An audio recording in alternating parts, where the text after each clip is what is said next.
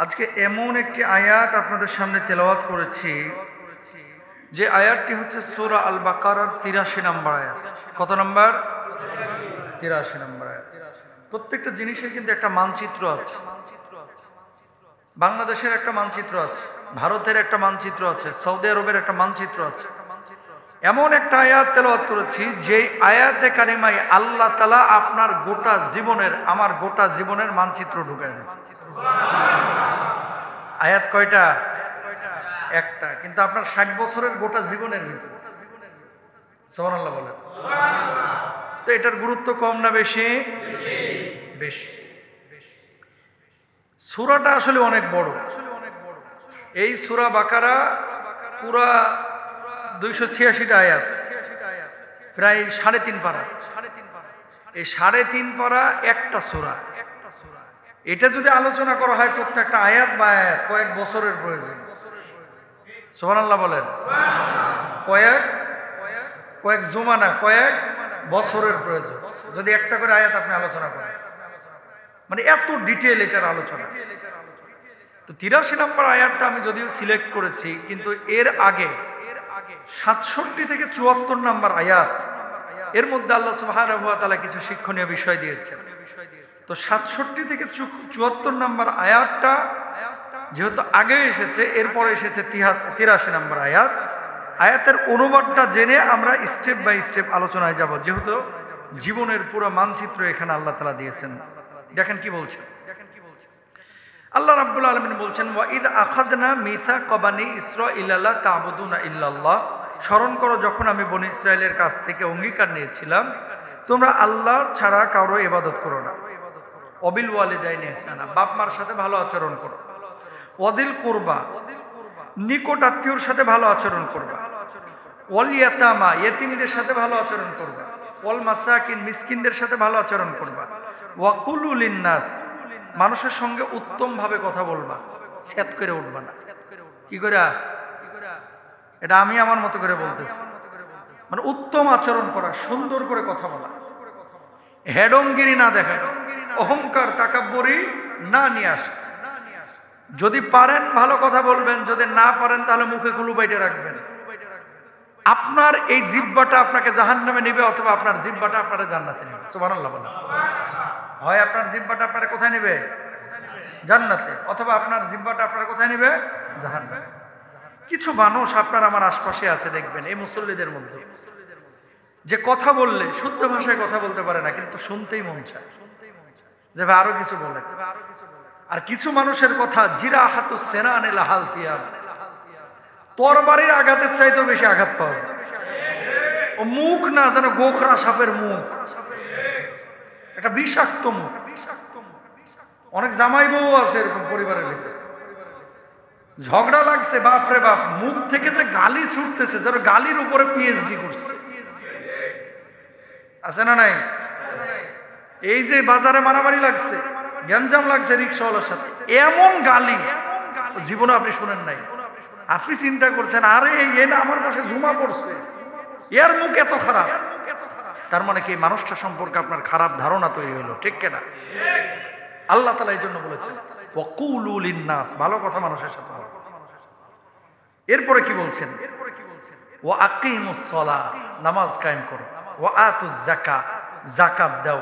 সুম্মা তাওয়াল্লাইতুম ইল্লা কলিলাম মিনকুম ওয়া আনতুম মুরিদুন, তোমাদের অল্প সংখ্যক ছাড়া তোমরা মুখ ফিরিয়ে নিয়েছিলে, তোমরা ছিলে বিমুখ।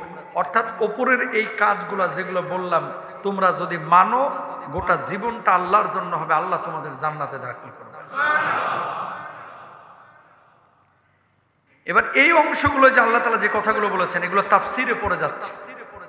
চলে যান ৬৭ নাম্বার থেকে ৭৪ নাম্বার আয়াত। যদিও সূরার নাম আল্লাহ দিয়েছে সূরা বাকারা, বনি ইসরাইলের অনেক ঘটনা কিন্তু এখানে আছে। বাকারা শব্দের অর্থ আপনারা সবাই জানেন, কি বলেন তো? গাভী। কি? তো সূরার নাম দিল আল্লাহ গাভী, আর আলোচনা করলো বনি ইসরাইলের। কারণটা কি? এই যে কথাগুলো এখন বলবো এই কারণ।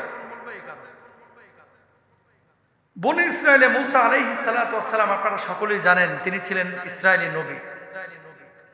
কিন্তু মূসা নবীকে আল্লাহ রাব্বুল আলামিন এমন পাওয়ার দিয়েছিলেন যে গ্রামীণ বাংলা লিংক নেটওয়ার্ক ছাড়াই সরাসরি আল্লাহর সাথে ডাইরেক্ট কথা বলতে পারতেন। বনী ইসরায়েলের একজন আরেকজনকে হত্যা করল। গোটা বনী ইসরায়েল উত্তপ্ত, দাঙ্গা দাঙ্গা ভাব, কিন্তু কেউ স্বীকার করতেছে না কে মারছে। আর কেউ স্বীকার করতেছে। যখন স্বীকার করতেছে না, এরা মুসা আলাইহিস সালাতু ওয়াস সালামের কাছে গেছে। যাওয়ার পরে বলতেছে, মুসা কি হইছে? তুমি তো সরাসরি আল্লাহর সাথে কথা বলতে পারো, তুমি আমাদের ব্যাপারে একটু আল্লাহর সাথে কথা বলো, কথা বলে জানায় দাও যে আসলে এই হত্যাকাণ্ডটা ঘটাইছে কে। যেহেতু কেউ স্বীকার করতেছে না, আল্লাহু মুখরিজুম মা কুনতুম তাকতুমুন, আর তোমরা যা গোপন করেছিল আল্লাহ তাআলা তা প্রকাশ করে দিবেন। বনী ইসরায়েলের মানুষগুলো মুসা আলাইহিস সালাতু ওয়াস সালামের কাছে গেলেন। যাওয়ার পরে বললেন, ওয়াইদ ক্বালা মুসা লিকওমিহি ইন্নাল্লাহা ইয়ামুরুকুম আন তাযবাহু বাকরা। জোরে বলেন আল্লাহু আকবার। ও মুসা, হত্যাকারীকে কেউ তো স্বীকার করছে না, আপনি আপনার আল্লাহর কাছে জিজ্ঞেস করেন কে হত্যা করেছে, যেন আল্লাহ আমাদেরকে বের করে দেন। আল্লাহ রাব্বুল আলামিন সঙ্গে সঙ্গে মূসাকে বললেন এই আদেশ, ইন্নাল্লাহা ইয়ামুরুকুম আন তাযবাহু বাকরা। ও মূসা, বনী ইসরায়েলের এই মানুষগুলোকে বলো একটা গাভী জবাই করতে। এই গাভী জবাই করার পরে গাভী যখন গোশত বানানো হয়ে যাবে, গোশতের টুকরাটা যাদেরকে তোমরা সন্দেহ করছো, যেই মানুষটাকে তোমরা মেরে ফেলেছো, ওই মৃত ব্যক্তির শরীরের উপর আঘাত করবা গোশতের টুকরা দিয়া। আমি আল্লাহ রাব্বুল আলামিন ওই মৃতকে আবার জীবিত করব। আর ওই মৃত ব্যক্তি যখন জীবিত হয়ে যাবে, জীবিত হওয়ার সঙ্গে সঙ্গে হত্যাকারীর নাম প্রকাশ করে দেবে। জোরে বলেন আল্লাহু আকবার। তাহলে জীবন দেওয়ার মালিক কে? মওত দেওয়ার মালিক কে? আল্লাহ। আবার ওই মওত থেকে আবার জীবন দেওয়ার মালিক কে? অনেক মানুষ বলে, হুজুর কবরে দাফন করার পরে মাথা খেয়ে ফেলায়, মগজ খেয়ে ফেলায়, মাথার খুলিটা পর্যন্ত মাটি হজম করে ফেলায়, নাড়ি ভুঁড়িগুলো সম্পূর্ণরূপে মাটি খেয়ে ফেলায়। আপনার আমার মেরুদণ্ডের হাড়ের নিচে ওই যে নিতম্বের কিনারায় যে ছোট্ট একটা গোল হাড্ডি আছে, এই হাড্ডিটা কিন্তু হজম করে না। আল্লাহ রাব্বুল আলামিন কিয়ামত পর্যন্ত এটাকে সংরক্ষণ করে রাখেন। আর এই হাড্ডি থেকেই আল্লাহ রাব্বুল আলামিন কিয়ামতের ময়দানে আবার মানুষকে তৈয়ার করে উঠাবেন। জোরে বলেন সুবহানাল্লাহ। তো মুসা নবীকে বনী ইসরাইল যে বললো, তোমার আল্লাহরে তাড়াতাড়ি কও, আমরা তো আর আল্লাহর সাথে কথা বলতে পারি না, তুমি বলতে পারো।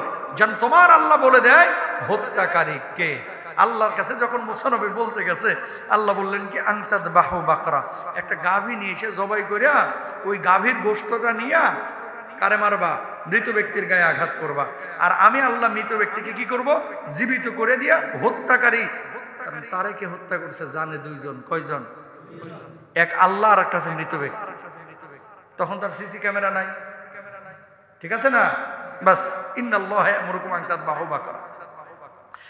বনী ইসরাইল বলল, মুসা কি বললা, তোমার আল্লাহ কি বলছে? আমার আল্লাহ বলছে একটা গাভী জবাই করতে। আতাত্তাখিদুনা হুজওয়া, মজা লইতেছ আমগুলোকে? নাউজুবিল্লাহ বলবেন না।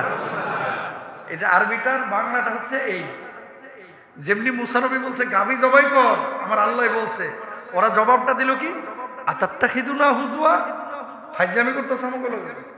আমগো মানুষ মরে গেছে আর তুমি আমাদের সাথে মজা লইতেছো? মজা লইও না, সিরিয়াসলি বলো। মুসা আলাইহিস সালাতু ওয়াস সালাম বললেন, না রে না, আমি মজা নিচ্ছি না, এটাই আমার আল্লাহর বাণী। এবার ওই মানুষগুলো বলল, মুসা আলাইহিস সালাতু ওয়াস সালাম জবাব দিল, আউযু বিল্লাহি আন আকুনা মিনাল জাহিলিন।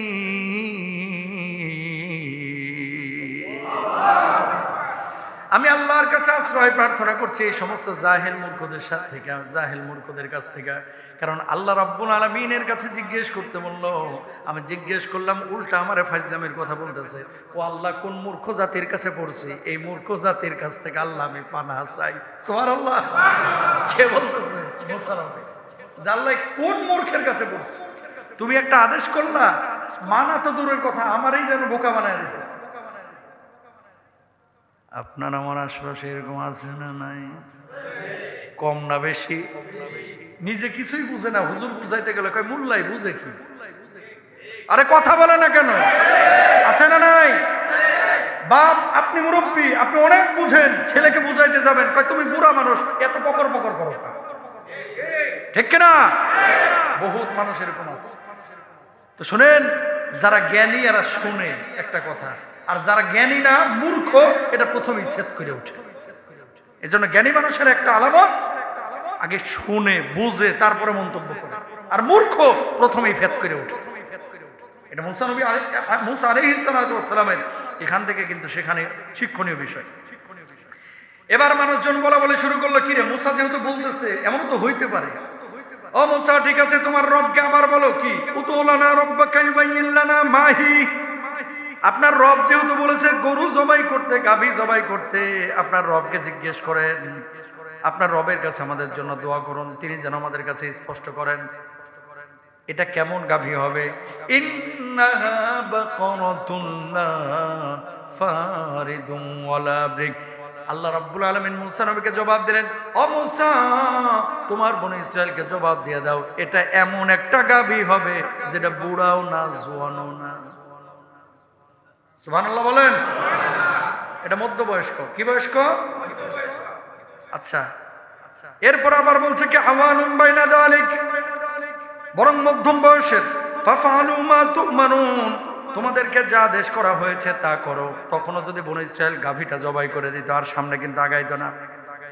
আল্লাহ রাব্বুল আলামিন দ্বীনি শরিয়া, ইসলামী শরিয়ার যে বিধানগুলো দিয়েছে, যদি খোঁচাখুচি করেন, গবেষণা করেন, সমাধান পাবেন না অনেক বিষয়ের। আপনার কাছে মনে হবে এটা আল্লাহ না দিয়ে ভুল করছে, কিন্তু আসলে আল্লাহ দিয়েই ঠিক করেছে। মানুষের আকল, মানুষের বুদ্ধি, বিবেক এটা সীমিত, কিন্তু আল্লাহর জ্ঞান অসীম। সুবহানাল্লাহ। যখন বললো মধ্যম বয়সের একটা গরু জবাই কর, এরা করলেই কিন্তু ঝামেলা মিটে যায়। এরা আবার কি বলতেছে, মা লাউনুহা, এই মুসা জিগাইছো তো রংটা কেমন, এটা কেউ না। নাউজুবিল্লাহ বলেন না। মা লাউনুহা, গাভীর কথা যে বললা, গাভীর রং কি হবে? এবার মুসা আবার আল্লাহকে বলছে, আল্লাহ এ কি বিপদে পড়লাম, রং কি কালার এটাও জিগায়। আল্লাহ বললেন, ইন্নাহা বাকরাতুন সাফরা ফাকাউল্লাউনুহা তাসুরুন নাযিরিন। এমন একটা গাভীর রং যেটা উজ্জ্বল আর হলুদ রঙের, মানে হলুদ আর সোনালির মাঝামাঝি। সুবহানাল্লাহ। খুঁজে পাইবেনি এখন গাভী। পেঁচাইলিকা প্রথমে যদি রাজি হয়ে যাইতো তাহলে কিন্তু সাধারণ গাভীতে হইত। এবার আল্লাহ বলছে এমন একটা রং হবে যেটা দেখলে মানুষ তাকায় থাকে। কেমন? হলুদ কালার আর সোনালী কালারের মাঝামাঝি একটা কালার, দেখলেই যেন চোখে প্রশান্তি লাগে। আল্লাহু আকবার বলেন। তাসুরুন নাযিরিন, যেটাকে দেখলেই মানুষ তাকায় থাকে। কোরবানির হাটে যান না, হ্যাঁ, বিগ বস রে দেখে তাকায় থাকেন। এমনি গরুর নাম দিছিল না বিগ বস, দাম হচ্ছে 42 লাখ, তাকায় থাকে। এরকম দেখলেই যেন অন্তর আনন্দিত হয়, এরকম গরু লাগবে। এরপর কি বলবেন? তারপর তারা আরো বলল, পরিষ্কার করে বলেন, ইন্নাল বাকরা তাশাবাহা আলাইনা, সব গরুই তো আমাদের কাছে একই রকম মনে হয়। ওয়া ইন্না ইনশাআল্লাহু লামুহতাদুন। আল্লাহু আকবার। ভালোভাবে আল্লাহরে বলতে বলেন যাতে করে আমরা খুঁজে পাই। ইন্নাহা বাকরাতুন লা যালুলুন তুসিরুল আরদা ওয়া লা তাসকিল হারব ওয়া লা তুসিরুল আরদ। বলছে আর কি রকম আলামত যে গরুটাকে খুঁজে পাবো? কয় জীবনও এটারে চাষাবাদ করা হয় নাই, এরকম গরু লাগবে। ওলা তাসকিল হার্স, ক্ষেত সেচের কাজেও ব্যবহার করা হয় নাই। মুসাল্লামাতুল্লাহ শিয়াতা ফিহা, সেটা সম্পূর্ণ সুস্থ এবং নির্দোষ, এর শরীরে কোনো দাগ থাকতে পারবে না, ময়লা থাকতে পারবে না। আল্লাহু আকবার। গরু তো আপনার আমার এসি রুমে থাকে নাকি? দাগ ময়লা থাকবে কি থাকবে না? ওই যে পেঁচাইতেছে লাগে বিধান, আল্লাহ কি করতেছে? শক্ত করতেছে, হ্যাঁ, বাড়াইতেছে। মুসাল্লামাতুল্লাহ শিয়াতা ফিহা, তখন আল্লাহ তাআলা কি বললেন? তাহলে কয়েকটা শর্ত আল্লাহ কয়টা দিলেন? একটা হচ্ছে বৃদ্ধ হইতে পারবে না, জুয়ানও হইতে পারবে না, মধ্যবয়স্ক, ছোটও হইতে পারবে না, মাঝারি বয়সের, উজ্জ্বল হলুদ, দেখতে আকর্ষণীয়, জমি চাষ করে নাই, পানি সেচের কাজও করে নাই, শরীরে কোনো দাগ থাকতে পারবে না।